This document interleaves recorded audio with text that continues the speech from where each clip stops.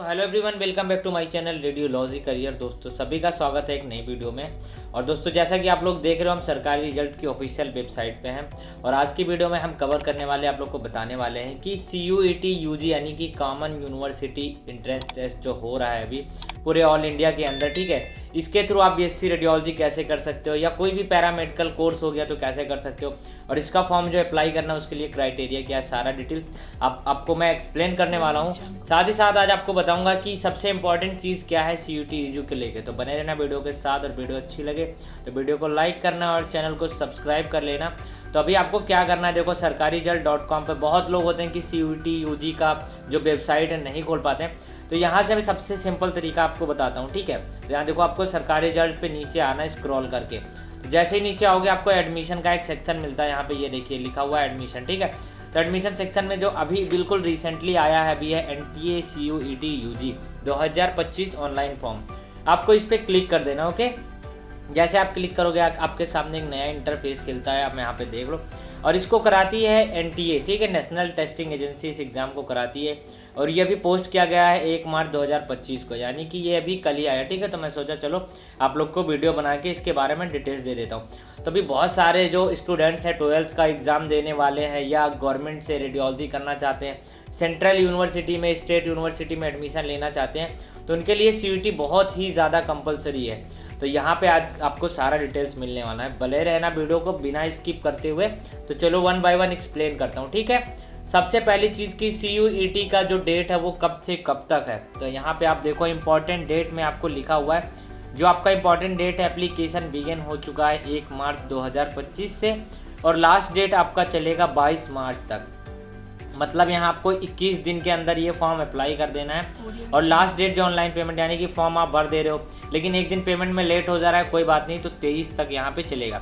उसके बाद करेक्शन का ऑप्शन जो आपका करेक्शन होगा वो 24 से 26 मार्च तक होगा, ठीक है। यहाँ पे देखो और डेट भी एग्ज़ाम का दे दिया गया है कि ये आपका यहाँ पे 8/5/2025 को होगा और 1/6/2025 इसके बीच में, ठीक है। यानी कि यहाँ पे मई के में आपका एग्ज़ाम होने वाला है, तो मई में आपका एग्ज़ाम भी हो जाएगा, जून तक भी हो जाएगा। इसमें आपके पोस्ट मतलब कि जैसा आप एग्ज़ाम जिस चीज़ का देना चाहोगे उसके हिसाब से एडमिट कार्ड पहले मिलता है और रिजल्ट बाद में आता है, तो ये चीज़ आपका नहीं दिया होता है डेट, क्योंकि ये कंफर्म नहीं होता है, ओके। अब चलिए बात कर लेते हैं फीस की। सबसे बड़ी चीज़ होती है फीस की दोस्तों, आप कितना पेमेंट करना है। तो यहाँ पे जनरल कैटेगरी वालों के लिए तय किया गया 1000 रुपये, जो कि पिछली बार भी था। EWS या OBC कैंडिडेट के लिए 900 रुपये हैं, SC ST and PH candidate के लिए 800 रुपये, ठीक। अब देखो यहाँ पे एडिशनल सब्जेक्ट चार्ज दिया हुआ है, तो ये क्या चीज़ है मैं आपको अच्छे समझा देता हूँ, ध्यान से सुनो। क्या होता है, देखो जैसे आप यहाँ पे डोमेन सब्जेक्ट को सिलेक्ट करते हो, ठीक है। डोमेन सब्जेक्ट के अलावा कोई एक्स्ट्रा आप सब्जेक्ट 5 सब्जेक्ट तो आप नॉर्मली सिलेक्ट कर सकते हो, बट उसके अलावा आप कोई एक्स्ट्रा सब्जेक्ट सिलेक्ट करना चाहते हो। जैसे आपको 2 चीज़ का ऑप्शन रखना है कि आपको जैसे कि अभी रेडियोलॉजी करना चाहते हो, रेडियोलॉजी के साथ आप कुछ और भी करना चाहते हो, लाइक आप करना चाहते हो कि साइकोलॉजी, तो साइकोलॉजी में क्या सब्जेक्ट होता है उसका डोमेन भी लेना चाहते हो, तो पर सब्जेक्ट के हिसाब से आपका 400 रुपया बढ़ता जाता है। जनरल वालों का 400 बढ़ेगा एंड OBC वालों का 375, SC ST PH कैंडिडेट का 350 रुपये, ठीक है। तो ये उसी के अकॉर्डिंग बढ़ता जाता है। अब आपको स्क्रॉल करके और नीचे आ जाना है, नोटिफिकेशन, ठीक है। अब नोटिफिकेशन नीचे दिया हुआ, इससे पहले आपको बता देता हूँ CUET के लिए एलिजिबिलिटी क्या होता है। तो आप पास या अपेयरिंग यानी कि जो 12th पास कर चुके हैं या जो स्टूडेंट अभी 12th कर रहे हैं, ठीक है, अभी इंटरमीडिएट एग्जाम किसी भी बोर्ड से कर रहे हो तो आप इस फॉर्म को फिल कर सकते हो। अब इसके अंदर बहुत सारे लोग पूछते हैं कि भैया कौन कौन सी यूनिवर्सिटी जो है वो इंक्लूड की गई है, तो सबसे ऊपर ही दे दिया गया है, यहाँ बड़े अक्षरों में लिखा है CUET UG admission 2025 participating central university list. मैं दोस्तों इस वेबसाइट से इसीलिए बताता हूँ आप लोगों को क्योंकि यहाँ पे ना बहुत अच्छे तरीके से सब कुछ बनाया गया, डिज़ाइन किया गया। तो देखो यहाँ पे दिया हुआ है, सबसे पहली जो यूनिवर्सिटी है AMU अलीगढ़ मुस्लिम यूनिवर्सिटी, आप लोगों ने सुना होगा।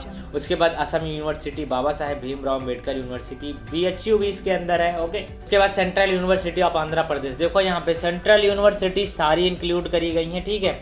उसके साथ साथ यहाँ पे स्टेट यूनिवर्सिटी भी है, जामिया मिलिया इस्लामिया है, ठीक है। उसके बाद महात्मा गांधी यहाँ पे देख रहे हो, अंतर्राष्ट्रीय हिंदी विश्वविद्यालय, मतलब जितनी भी यहाँ पे यूनिवर्सिटीज़ हैं, स्टेट यूनिवर्सिटी एंड यहाँ पे सेंट्रल यूनिवर्सिटी, आप इसी के थ्रू एडमिशन ले सकते हो, इसके अलावा नहीं। तो आपको क्या करना है, सबसे पहले आपको यहाँ पे जाना है स्क्रॉल करके इस नीचे। अप्लाई करने के लिए आपको यहाँ अप्लाई ऑनलाइन पे क्लिक करना है। बट इससे पहले सबसे ज़्यादा इंपॉर्टेंट चीज़ होता है क्या, कि आपको ब्राउचर पढ़ना चाहिए कि इन्फॉर्मेशन में क्या चीज़ दिया गया है। तो यहाँ पे क्लिक करोगे तो आपके सामने ब्राउचर डाउनलोड हो जाएगा। तो डाउनलोड आपने ओपन कर लेना, ठीक है। और डाउनलोड ओपन करने के बाद आपके सामने यहाँ पे बहुत सारी चीज़ें मिलेंगी। तो चलिए मैं बताता हूँ, एक्सप्लेन करता हूँ, थोड़ा सा जूम कर देता हूँ, ठीक है।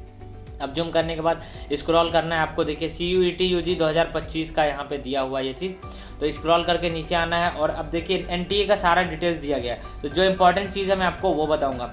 यहाँ पे आपका पूरा इंडेक्स दिया हुआ है, इंडेक्स पढ़ लो, आपको कहाँ पे क्या चीज़ करना है और आप अच्छे से पढ़ना। मैं आपको इंपॉर्टेंट चीज़ बताने वाला हूँ, ठीक है। इसमें सिर्फ अब देखो क्या होता है। सबसे पहली चीज़ की जो यहाँ वेरिफिकेशन है, आपका ये एग्ज़ाम होगा, कंडक्टिंग कोड दिया है कि आपका कैसा एग्जाम होगा। तो ये कंप्यूटर बेस्ड टेस्ट होगा, ठीक है, ये बता देता हूँ। लेकिन इसके बारे में आपको नीचे आ जाना है। तो नीचे आके आपको स्क्रॉल करके पढ़ना है, ठीक है। यहाँ पे आपको बहुत सारी इंपॉर्टेंट चीज़ें दी गई हैं। तो यहाँ पे देखो क्या करना है, इंपॉर्टेंट इन्फॉर्मेशन डेट्स, ये मैंने आपको पहले ही बता दिया, ठीक। अब यहाँ पे कह रहा है डेट ऑफ एग्जामिनेशन आपका कब होगा। तो बिटवीन 8 मई से 1 जून के बीच में आपका सारा एग्जाम हो जाएगा, ठीक है। तो ये एग्ज़ाम आपको हमेशा करके ध्यान देना है कि कब आपका एग्ज़ाम होने वाला है। और आपको नीचे आते जाना। फीस भी मैंने आपको बता दिया कैसे पड़ेगा, इसीलिए मैं आपको पहले ये सारी चीज़ें आपको बता देता हूँ। अब यहाँ पे देखो क्या चीज़ कह रहा है, टोटल सब्जेक्ट कितने, 37 सब्जेक्ट दिए गए हैं, जो कि 13 लैंग्वेज में है और 23 डोमेन स्पेसिफिक सब्जेक्ट्स है, ठीक है। तो यहाँ पे बहुत चीज़ें दी गई हैं इसके अंदर। जो बच्चों को समझ नहीं आता वो आसानी से समझ सकते हो, इसमें कोई बड़ा चीज़ नहीं दिया है। अब यहाँ पे 13 इंडियन लैंग्वेज के साथ साथ सिलेबस भी दिया गया। सिलेबस कैसे डाउनलोड करना है आपको ये भी बता देता हूँ। जैसे ही आप बैक में आओगे, यहाँ से हमने आपको ओपन किया था इन्फॉर्मेशन ब्राउचर, उसके नीचे ऑप्शन है डाउनलोड सिलेबस का। यहाँ आप क्लिक करोगे तो यहाँ पे आपको सिलेबस मिल जाएगा, ओके। तो फिर से हम वापस आ जाते हैं एंड यहाँ पे आपको बता देते हैं क्या करना है। आपका मोड ऑफ जो एग्जामिनेशन होगा वो होगा कंप्यूटर बेस्ड मोड, यहाँ पे आपको दिया गया है, आप देख लो अच्छे से। इसके साथ साथ जो 50 क्वेश्चन आएंगे, ठीक है, सभी पेपर के। जैसे आप 4 सब्जेक्ट सिलेक्ट कर रहे हो तो आपके चारों सब्जेक्ट के 50-50 क्वेश्चन आएंगे और सभी क्वेश्चन करने कंपलसरी है। ड्यूरेशन आपका होता है पेपर वोड के हिसाब से 60 मिनट, देखो यहाँ पे दिया है, सभी पेपर टेस्ट के हिसाब से 60 मिनट होता है, ओके। ये चीज़ आपको ध्यान देना।